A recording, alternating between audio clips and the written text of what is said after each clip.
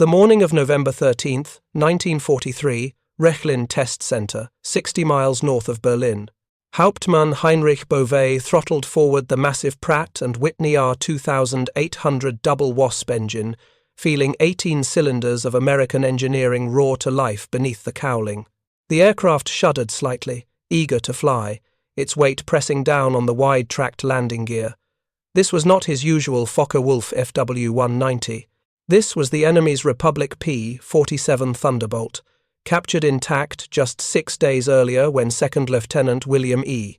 Roach had mistakenly landed at the Luftwaffe base in Caen, thinking he was in southern England.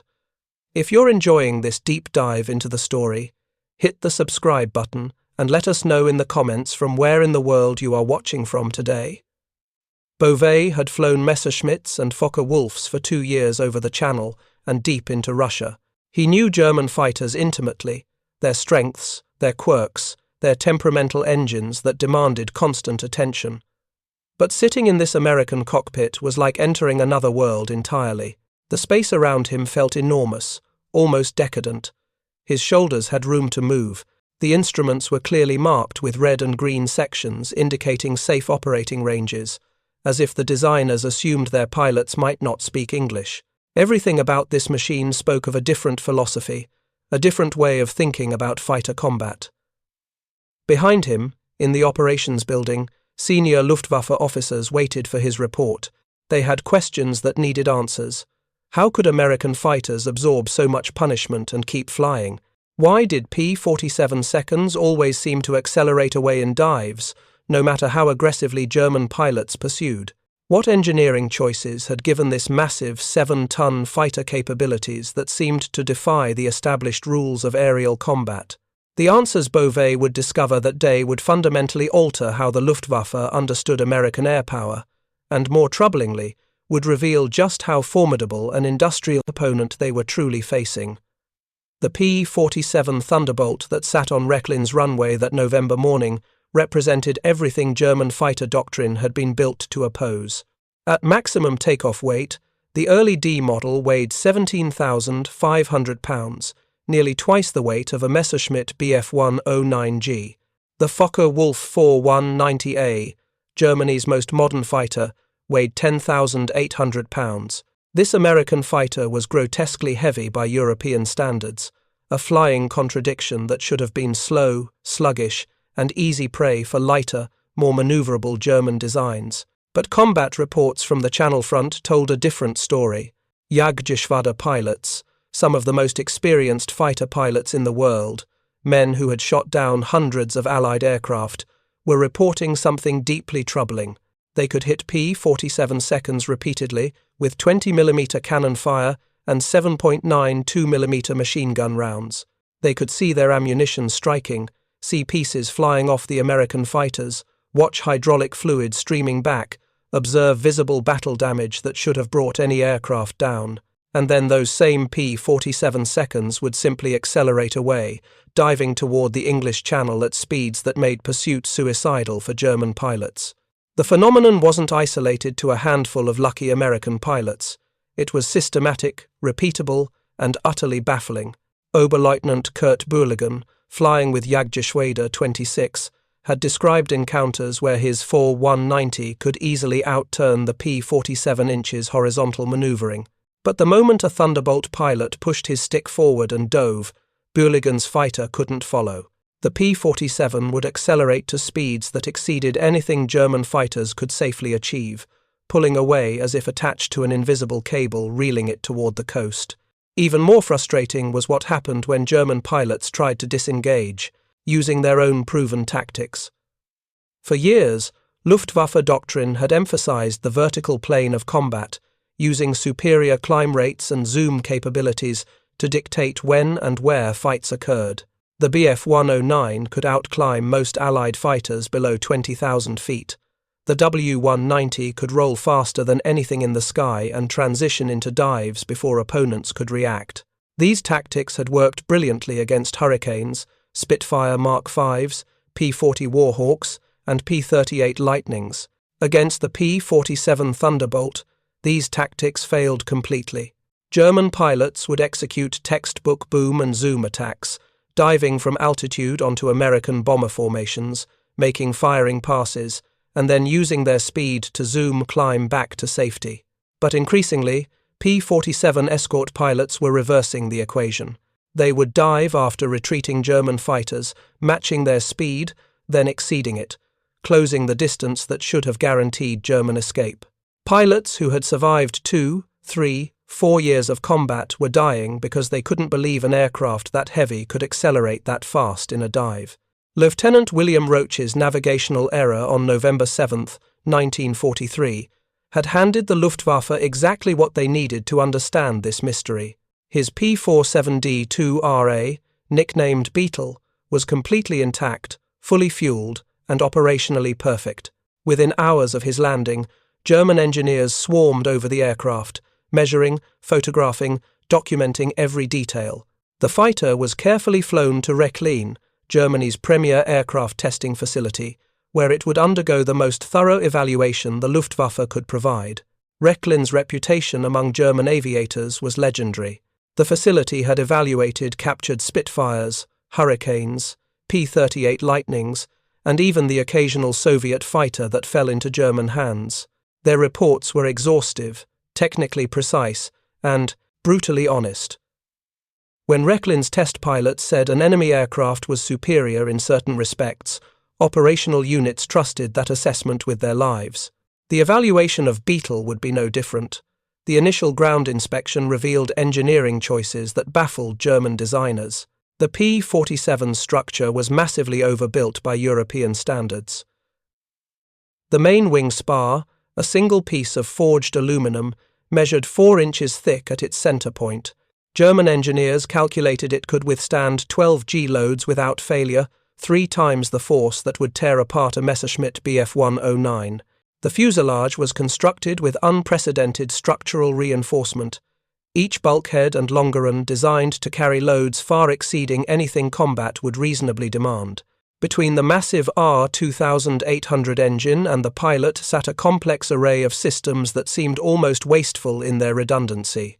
Multiple fuel tanks, each equipped with self-sealing technology far more sophisticated than German equivalents. Oil coolers, intercoolers, and, most significantly, the turbocharger installation that occupied the entire rear fuselage section. German fighters used engine-driven superchargers, mechanical devices that sapped horsepower to compress intake air.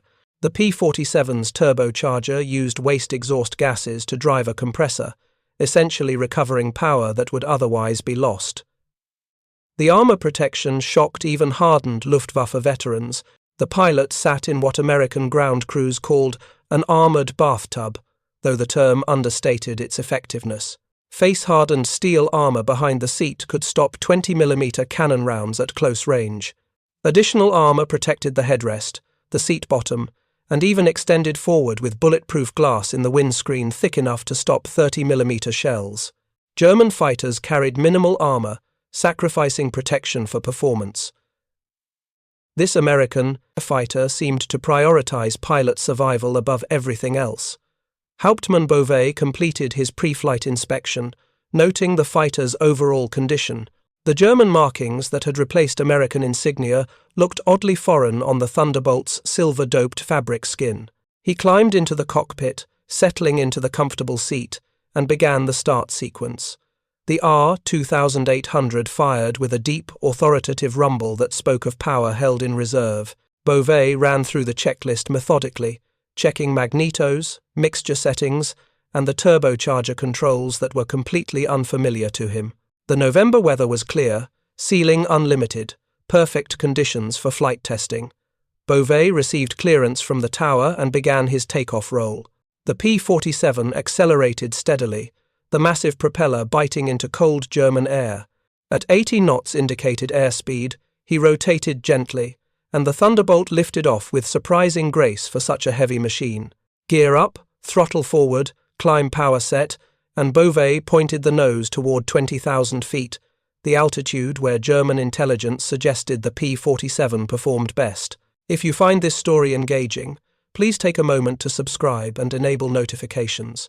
It helps us continue producing in-depth content like this. The climb was exactly as combat reports had described. Not spectacular, not the rocket-like ascent of a Messerschmitt Bf-109F, but steady and relentless. The turbocharger spooled up as altitude increased, maintaining manifold pressure that would have been impossible with a mechanical supercharger. At 15,000 feet, where German fighters typically began losing power, the P-47 was still pulling strongly.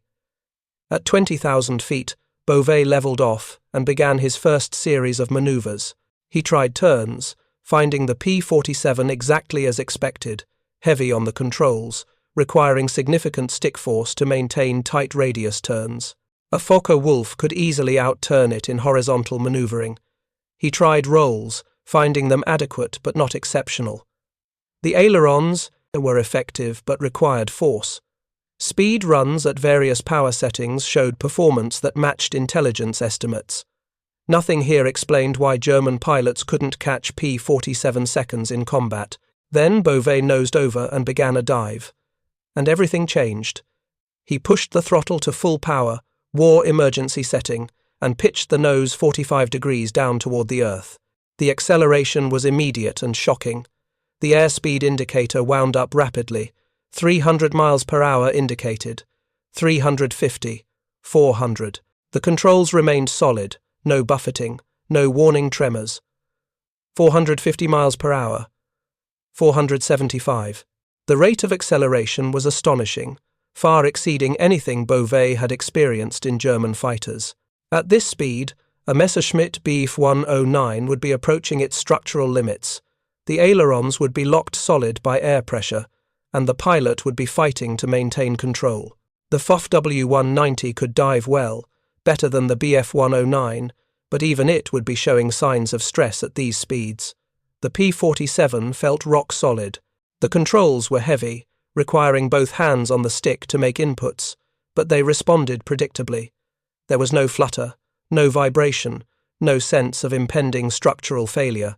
Beauvais pulled back on the stick, beginning his recovery. The G-forces built gradually, pressing him into the seat. 3 Gs, 4, 5. The airframe absorbed the loads without complaint. He leveled off at 10,000 feet, his heart pounding, and immediately understood. This wasn't just about weight. This wasn't just about power. This was about a completely different approach to designing fighter aircraft, one that prioritized structural integrity and dive performance over lightweight construction and turning ability. He climbed back to 25,000 feet and tried again, this time diving even more aggressively. The results were identical. The P-47 accelerated like a stone dropped from a cliff, reaching speeds that would kill German pilots who tried to follow. More importantly, it could sustain those speeds without tearing itself apart, and it could recover from dives at low altitude when German fighters would have already impacted the ground. After 90 minutes of flight testing, Beauvais brought the Thunderbolt back to Rechlin and filed his preliminary report. The conclusion was stark and troubling. The P-47 Thunderbolt possessed dive performance that exceeded every fighter in the Luftwaffe inventory. Its structural strength allowed it to achieve and maintain speeds that German fighters could only reach momentarily before encountering compressibility effects or structural limitations. Most significantly, American pilots understood this advantage and exploited it ruthlessly in combat. The detailed technical evaluation that followed over the next several weeks revealed the engineering principles behind the P-47's dive superiority. The massive weight that seemed like such a disadvantage in horizontal combat became an overwhelming advantage in the vertical plane. Basic physics: mass times acceleration equals force.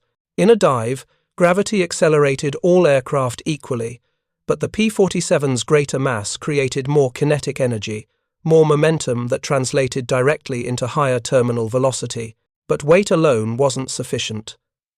The P-47's clean aerodynamics, despite its bulk, created less drag than its weight would suggest. The carefully designed cowling, the flush-riveted skin, the streamlined turbocharger installation all contributed to a drag coefficient that allowed the fighter to slice through air with surprising efficiency. Where German fighters had external oil coolers, radiator scoops, and rough surface finishes that increased drag, The P-47's designers had sweated every detail to minimize resistance. The structural engineering was perhaps most impressive. German fighters were built to minimum weight specifications, using materials and construction methods that provided adequate strength while saving every possible ounce. The P-47 was built to maximum strength specifications, using materials and methods that provided enormous safety margins. A German fighter might be stressed for 6 or 7 G-loads with a safety factor of 1.5. The P-47 was stressed for 12 G-loads with additional safety factors built in. This overbuilding had cascading benefits in high-speed flight. As aircraft approached compressibility, the point where airflow over wings and control surfaces began reaching transonic velocities, aerodynamic forces increased dramatically. Control surfaces experienced massive loads. Wings and fuselages twisted under forces that lightweight structures couldn't withstand. The P-47's heavy structure absorbed these loads without complaint, allowing pilots to push deeper into the compressibility envelope than opponents could match. The propeller design contributed significantly.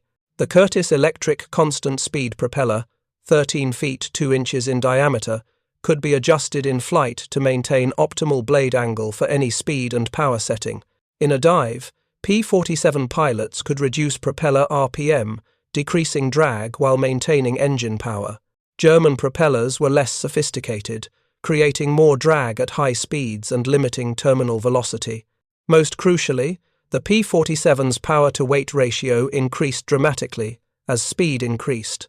The R-2800 Double Wasp produced 2,000 horsepower at sea level, but with the turbocharger maintaining full manifold pressure at altitude and with exhaust gases providing additional thrust, the effective power increased.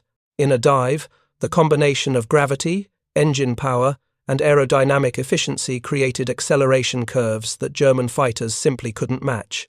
The psychological impact on Luftwaffe pilots was devastating.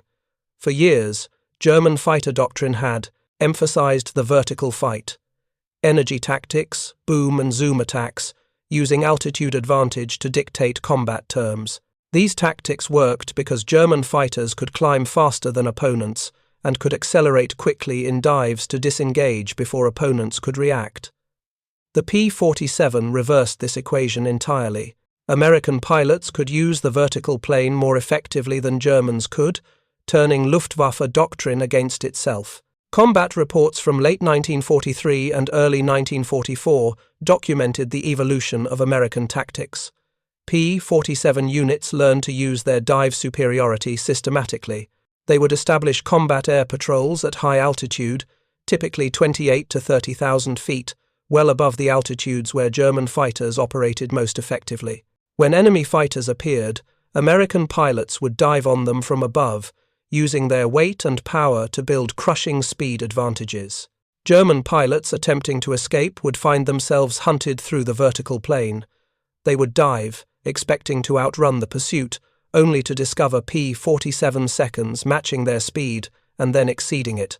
Desperate attempts to pull out and zoom climb would fail because the P-47 seconds had retained more energy through the dive.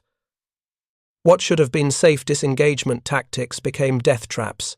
The most experienced Luftwaffe aces adapted their tactics, learning to avoid diving away from P-47 seconds at all costs.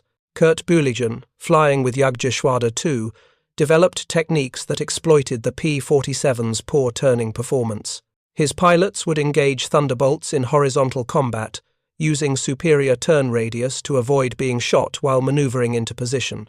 But these tactics required perfect execution and often meant accepting battle damage while maneuvering, trusting that their own fighters could survive long enough to line up killing shots. For less experienced pilots, there was no good solution. Turning fights burned in energy and time, both of which favored the numerous American fighters that could bring overwhelming numbers to bear. Diving away meant certain death from opponents who could chase down anything in the sky. Climbing invited attacks from American fighters sitting at higher altitudes.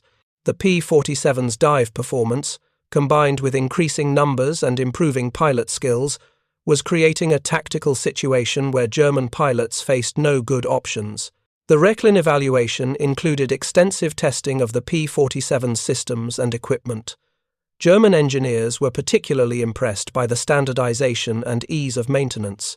The R2800 engine used a single-stage, single-speed supercharger in combination with the turbocharger, a simpler arrangement than the complex two-stage superchargers used in German designs. Maintenance procedures were clearly documented, with color-coded plumbing and electrical systems that made field repairs straightforward. The armament installation of 8 Browning M250 caliber machine guns impressed even hardened Luftwaffe veterans. Each gun carried between 300 and 400 rounds of ammunition, providing roughly 40 seconds of total firing time. While German cannon were more destructive per hit, the P-47's 8 machine guns created such a dense pattern of fire that anything caught in the stream faced almost certain catastrophic damage. Post-war analysis would show that P-47 pilots achieved kill ratios comparable to cannon-armed fighters simply through volume of fire. The fuel system sophistication exceeded German equivalents significantly. Early P-47D models carried 305 gallons of internal fuel in multiple self-sealing tanks. Later, bubble canopy versions carried 370 gallons. The self-sealing technology used rubber compounds that swelled when exposed to gasoline, closing bullet holes within seconds. German pilots had learned through bitter experience that shooting at P-47 fuel tanks was often futile. The tanks would seal themselves faster than fuel could drain, keeping the fighter operational even after multiple hits. End of Part 1. Word count to 3,650 words. The testing program at Rechlin extended through December 1943 and into early 1944.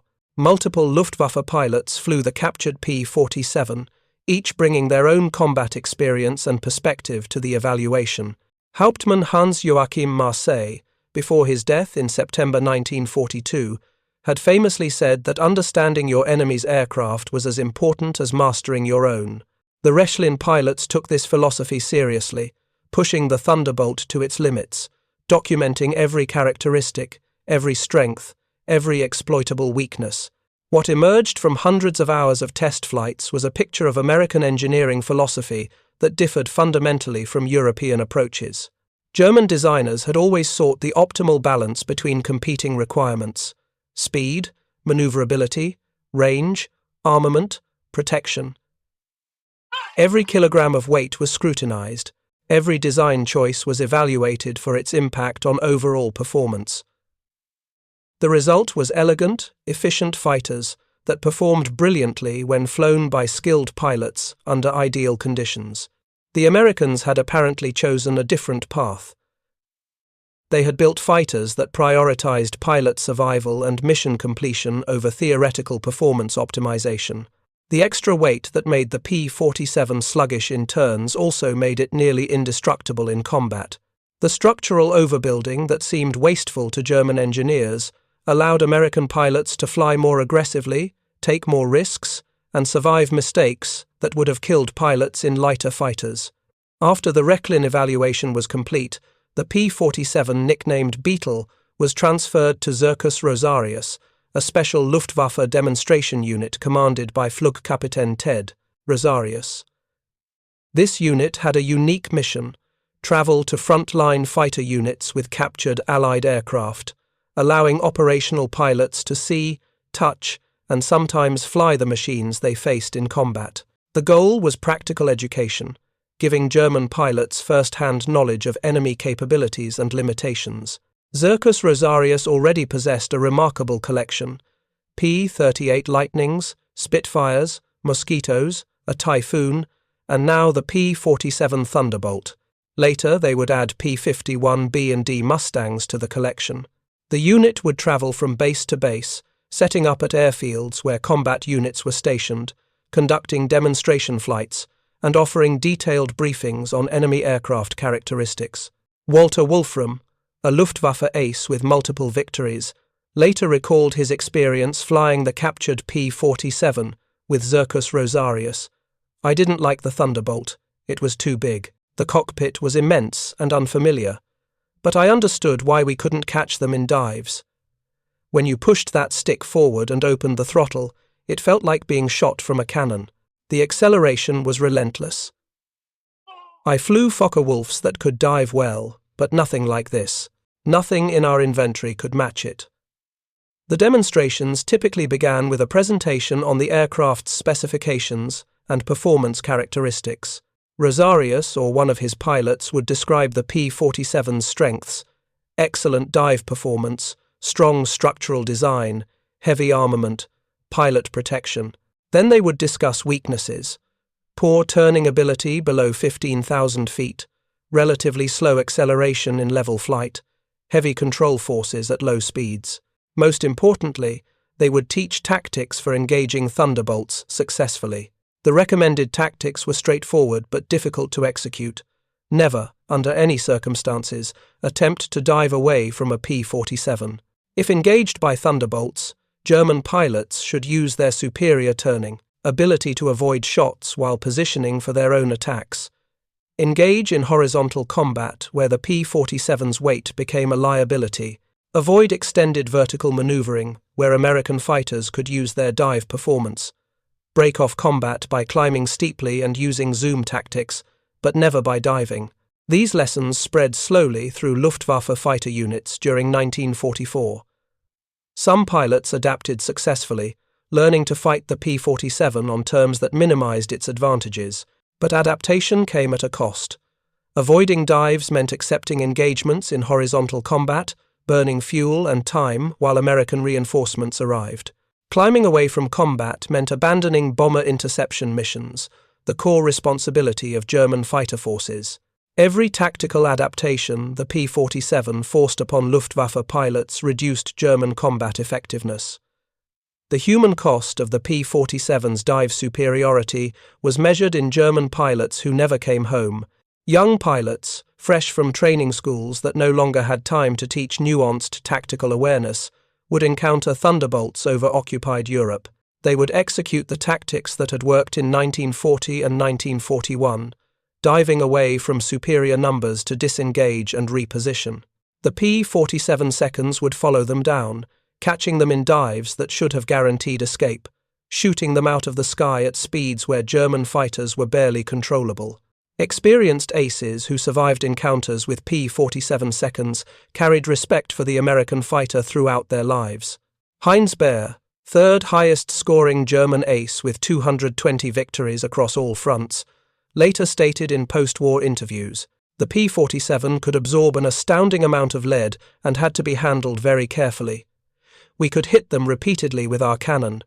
We could see our rounds striking. But the pilot never fell. The Thunderbolt pilot could sit there absorbing our fire, waiting for his moment to return fire. It was psychological warfare. We knew we were hitting them, but they wouldn't die. But the most significant admission came from Baer in a 1957 interview with an American aviation magazine. When asked what he thought had been the most important Allied weapon of the war, his answer surprised the interviewer.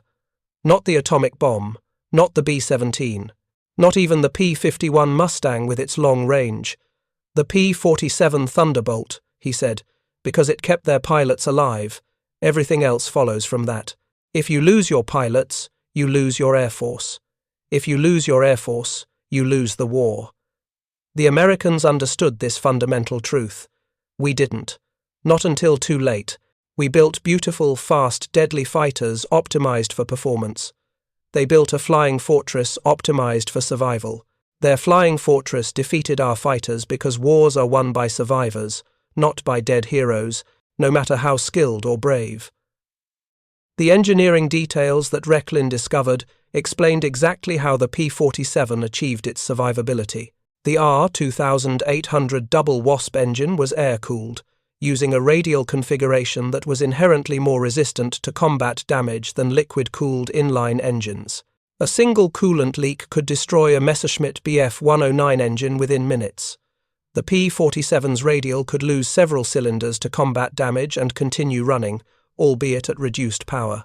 The propeller installation used a constant speed mechanism that automatically adjusted blade pitch to maintain optimal efficiency. German propellers required pilot management, adding another task to already overloaded pilots during high-stress combat.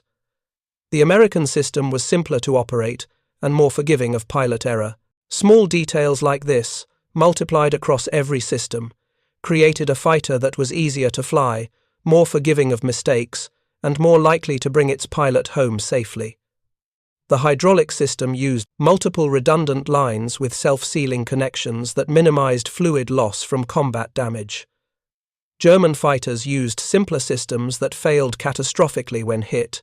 The electrical system had backup generators and redundant wiring paths. Circuit breakers were clearly marked and easily accessible. Everything about the P-47's design prioritized continued operation after battle damage.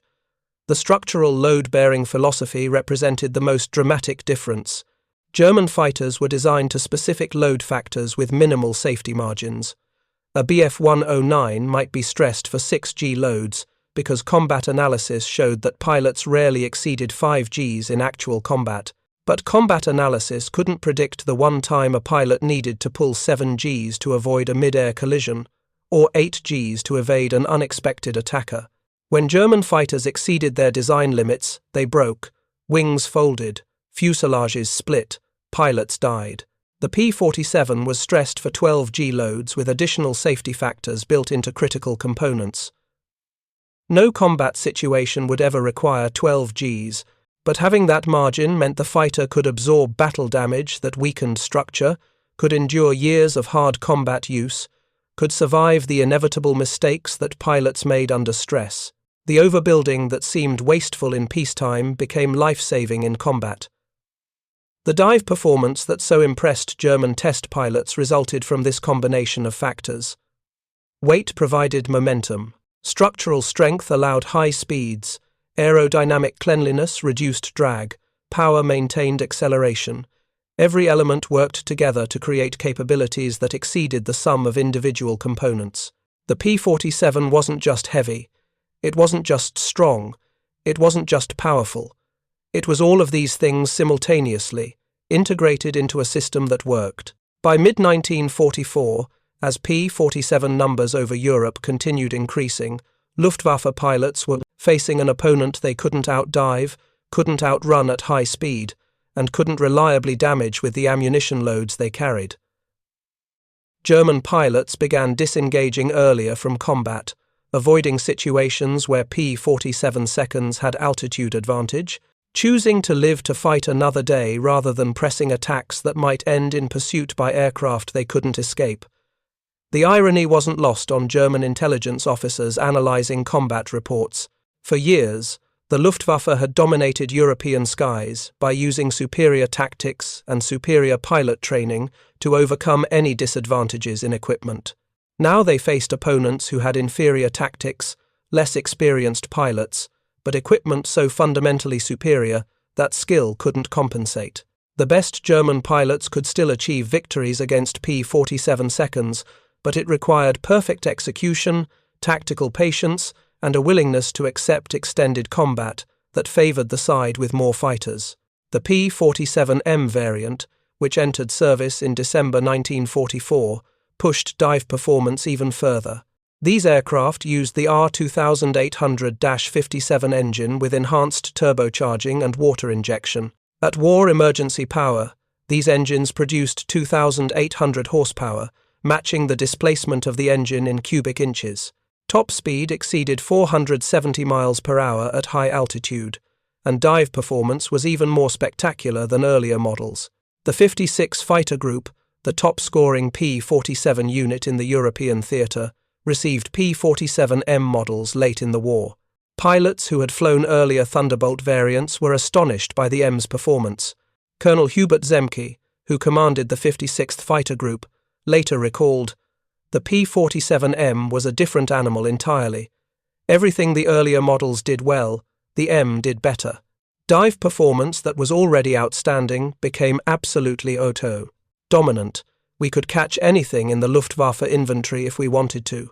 The only aircraft that gave us trouble were the Me-262 jets, and even those we could intercept during takeoff and landing when they were vulnerable." The psychological dimension of P-47 dive superiority extended beyond simple tactical advantage. German pilots developed a fatalistic mindset about encounters with Thunderbolts. They knew that making a mistake meant almost certain death because the P-47 would follow them down and destroy them at speeds where German fighters were barely flyable. This knowledge affected decision-making at a fundamental level. Pilots became cautious when they needed to be aggressive. They disengaged when pressing attacks might have succeeded. They survived individual encounters but lost the larger campaign because survival became more important than mission accomplishment. The captured P-47 Beetle eventually appeared in German propaganda films in early 1944. The footage showed German pilots easily outmaneuvering the heavy American fighter in horizontal combat, reinforcing the narrative that German fighters remained superior. But what the propaganda films didn't show was test pilots diving the P-47 and discovering capabilities that German aircraft couldn't match. The propaganda was intended to boost morale. The reality was far more sobering. By the spring of 1945, as Allied forces pushed deep into Germany, the Rechlin Test Center was evacuated ahead of advancing Soviet forces. The captured P-47, along with other Allied aircraft in the Zircus Rosarius collection, was destroyed to prevent recapture.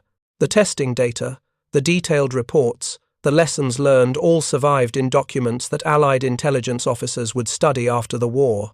Those documents revealed how thoroughly German engineers had understood American aircraft capabilities, and how little that understanding had helped when facing the overwhelming material and numerical superiority of Allied air power.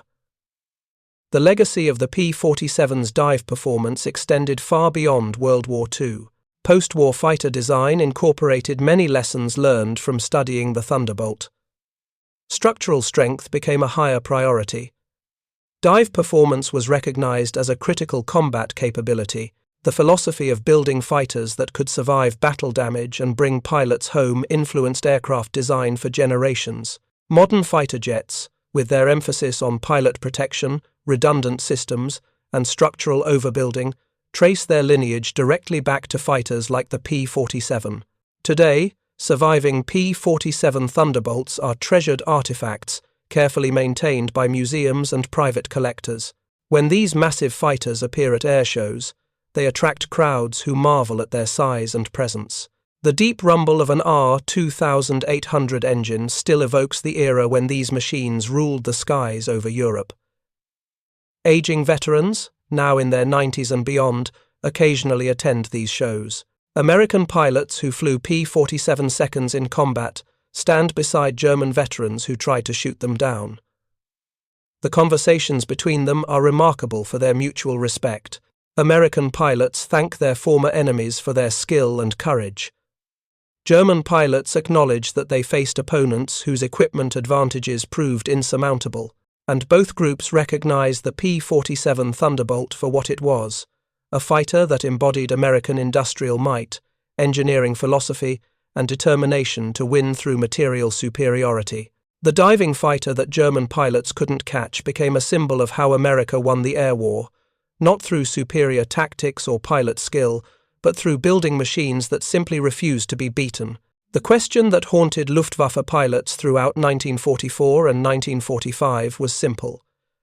How could they compete against opponents who could absorb their best attacks, survive damage that should have been fatal, and then pursue them at speeds that exceeded anything German fighters could achieve?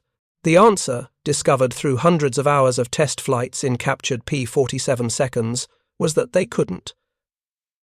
The Americans had built a fighter that fundamentally changed the rules of aerial combat.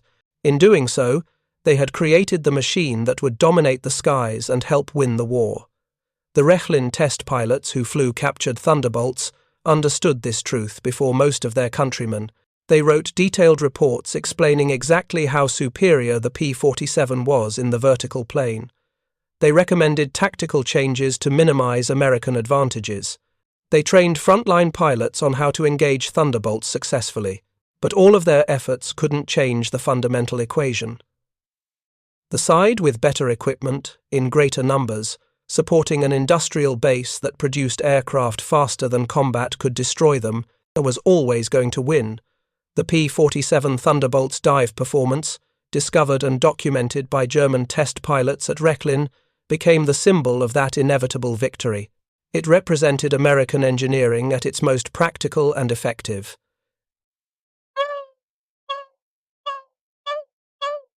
It demonstrated that wars were won not by the most elegant solutions, but by the most robust ones. And it proved that sometimes the best fighter wasn't the one that could turn tightest or climb fastest, but the one that could dive away from any threat and bring its pilot home to fight another day. Thank you for watching. For more detailed historical breakdowns, check out the other videos on your screen now, and don't forget to subscribe.